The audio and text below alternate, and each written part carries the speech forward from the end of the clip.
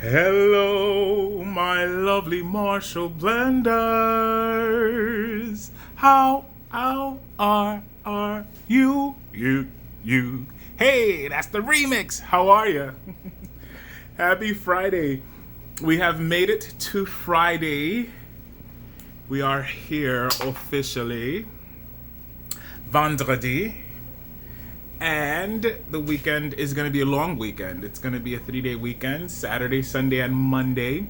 Are you planning to do anything for Monday? My plans are to stay right here where I be. So that's my plans. I'm not really going to go out. But some people do have plans to go sunbathing, or have a little picnic. So just find out what the rules are for where you live. And if you're going to go out, enjoy yourself, wear a mask, be safe.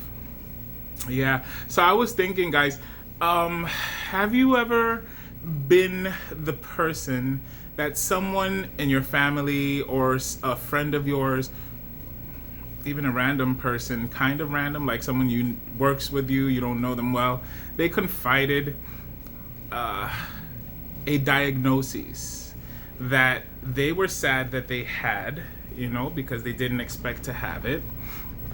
And they, don't know what to do, essentially. Has that ever happened to you? So I know it happened to me. And when it happened, the person told me and they were crying.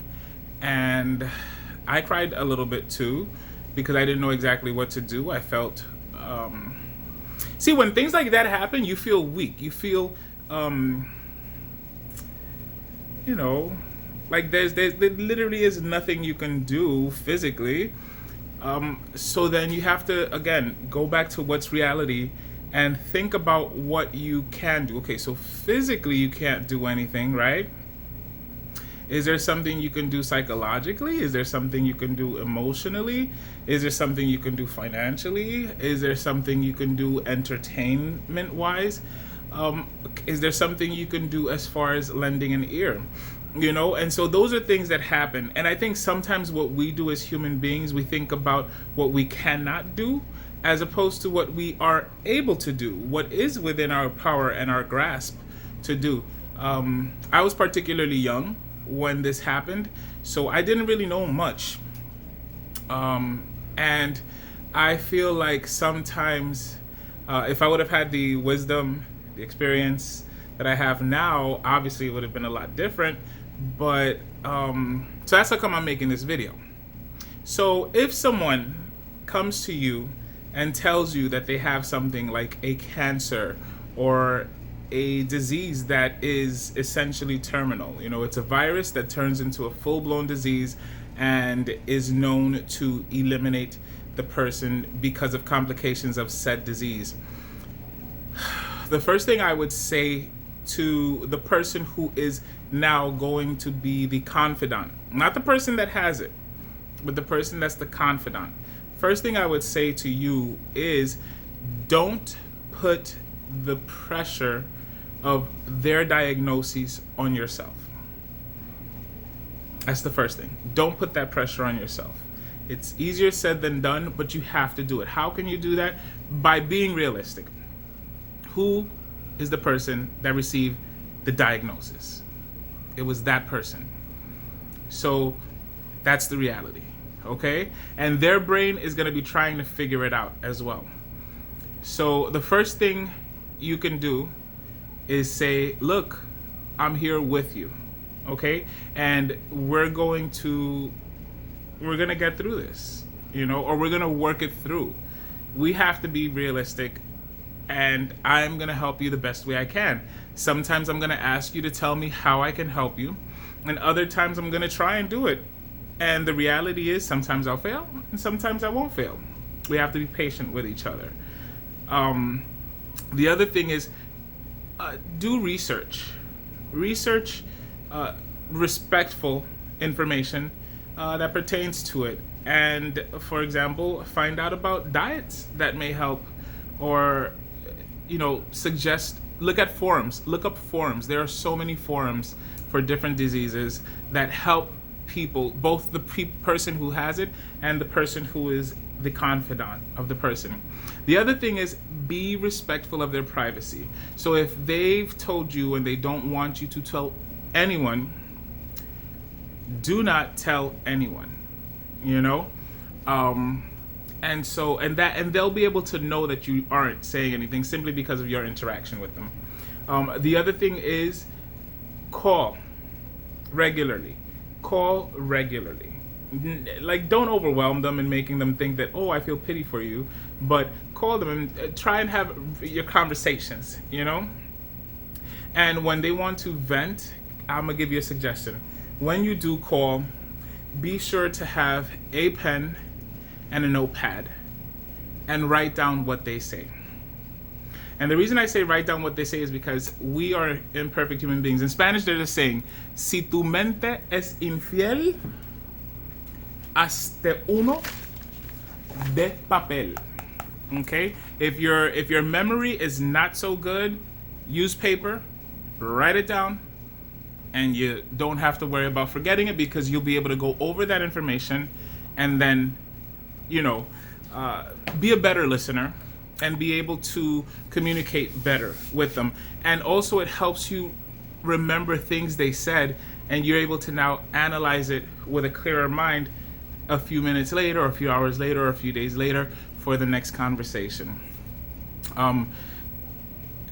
So yeah, and also I am a man of prayer. I believe in prayer, so I would say pray.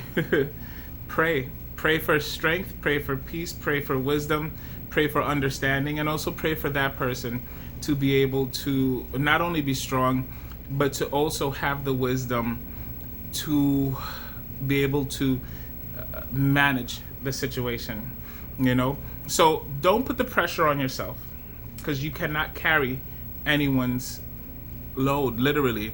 You can't sweat that person's fever. You cannot sweat that person's fever. What you can do is be there and hold their hand. I'm talking metaphorically. Bring them a Tylenol. Now, maybe that might be the real way, you know? Maybe you should go with them to their appointments. Obviously not sit in the doctor's office, but go with them to it. What happens if this person doesn't even know what doctors to go to? You know, you can research that. You can research that. You know, or what facilities would know how to treat them better. I'll give you an example. A person that has HIV or AIDS here in New York, there is a clinic called Callan Lord. Callan Lord. It is a hospital. It's a clinic. Sorry, it's a clinic that caters to a specific type of community, but because they know how to, honestly, they know how to be there for that community psychologically, emotionally, and on the medical aspect. That's a place that you can suggest a person who has just found out that they're HIV positive, you know, okay, look, you may not be part of this community, but this clinic specializes in taking care of, you know, people who are exposed to this. So you can make an appointment or have the person make an appointment and go with them to that. If it has to deal with cancer, you can find out about the forums that are open, that are legitimate forums, you know, and suggest that to them. In other words, helping the person understand that they're not alone in the situation sometimes does help. But it's a difficult thing to be the confidant and not, you know, lose your mind. You know, but it is doable, and the way it's doable is by being realistic, being honest, being there for them. At least weekly, you give them a call. If you can make plans, obviously after the quarantine, but if you can make plans to go somewhere with them weekly, do that. And guess what? If that means you have to step up your game, step up your financial game, step up your mind game as far as being a responsible adult, step it up. Be that responsible adult. You know, it's worth it.